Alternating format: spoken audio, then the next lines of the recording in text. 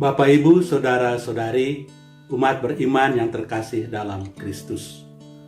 Salam jumpa kembali dalam renungan minggu ketiga masa Paskah berdasarkan Injil Lukas bab 24 ayat 35 sampai 48. Tema renungan, Yesus hadir dalam suka duka kehidupan kita. Bapak, Ibu, Saudara-saudari terkasih, pernah diceritakan tentang seorang raja Persia yang sangat termasyhur. Guna mengetahui permasalahan rakyatnya, dia tidak segan-segan menyamar sebagai orang miskin dan mengunjungi rumah-rumah rakyatnya. Pada suatu hari, ia pergi mandi di tempat permandian umum di sebuah sungai. Setelah mandi, dia singgah di pondok yang berdiri di pinggir sungai itu. Pemiliknya adalah seorang petani miskin yang hidup sendirian. Mereka bercakap-cakap dan kemudian makan seadanya. Hari-hari berikutnya, baginda raja datang lagi dan menghabiskan waktunya dengan penghuni gubuk tersebut. Pertemuan yang terus-menerus itu menyebabkan mereka menjadi akrab.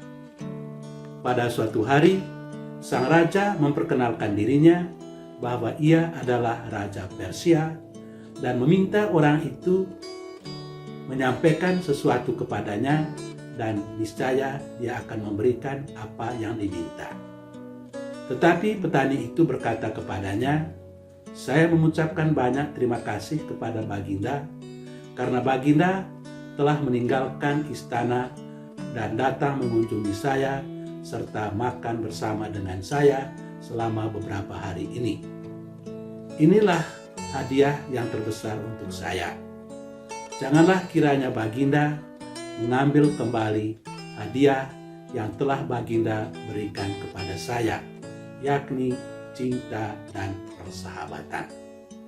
Saudara-saudari terkasih, raja dalam cerita itu meninggalkan istana dan tinggal bersama rakyatnya yang paling jelata untuk merasakan suka duka kehidupan mereka. Hal seperti itulah yang telah dilakukan oleh Yesus Kristus ketika dia meninggalkan kemegahan surgawi dan rela menjadi seorang manusia guna merasakan suka duka kehidupan manusia. Ia bahkan rela menderita dan mati di kayu salib untuk mengangkat kembali martabat manusia yang telah rusak akibat dosa. Saudara-saudari terkasih, kematian Yesus yang tragis di kayu salib telah menimbulkan kekecewaan, putus asa, dan frustrasi bagi para muridnya. Hal itu bisa terasa sekali dari percakapan dua orang murid dari Emmaus yang dalam keadaan kecewa dan putus asa kembali ke kampung halaman mereka. Dalam percakapan dengan Yesus yang sudah bangkit, namun mereka belum kenal, kedua murid itu melampiaskan kekecewaan mereka terhadap Yesus. Ketika Yesus menanyakan kepada mereka apa yang telah terjadi, salah seorang dari murid itu menjelaskan apa yang terjadi dengan Yesus dari Nazaret. Dia adalah seorang nabi yang berkuasa dalam pekerjaan dan perkataan di hadapan Allah dan di depan seluruh bangsa kami. Tetapi para imam kepala dan pemimpin-pemimpin kami telah menyerahkan dia untuk dihukum mati.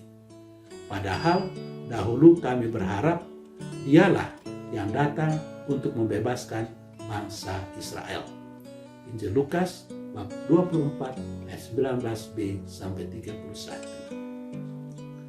Kekecewaan dua murid Emmaus itu tentu juga dialami oleh murid-murid lain karena masing-masing mereka mempunyai harapan sendiri-sendiri dari Yesus.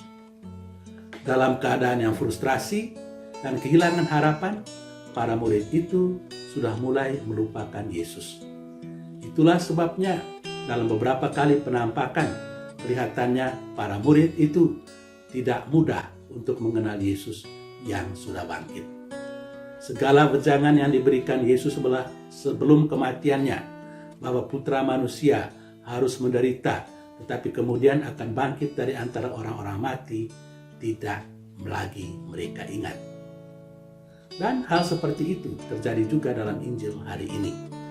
Mereka tidak begitu percaya bahwa yang hadir di tengah-tengah mereka itu adalah Yesus. Malah ada yang berpikir bahwa itu adalah hantu. Yesus harus meyakinkan mereka dengan memberikan beberapa argumentasi bahwa dia bukan hantu. Hanya setelah diyakinkan itu, mereka akhirnya percaya bahwa yang hadir di tengah-tengah mereka itu adalah Yesus yang sudah bangkit.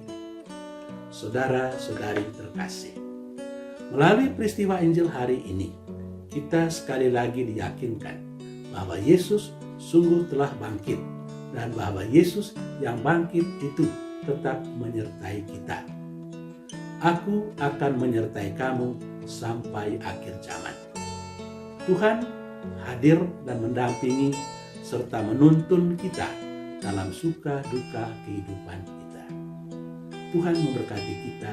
Amin.